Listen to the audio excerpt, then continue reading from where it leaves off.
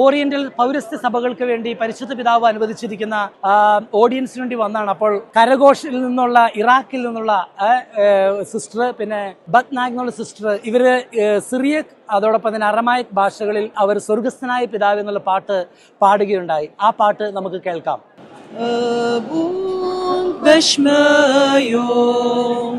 نفقد ششمو تيثم الكوثو نهوي صبيانو أي كانوا دوف احنا نشبقنا الحيوبي لو تعلن النسيونو إلو فاصل من بيشو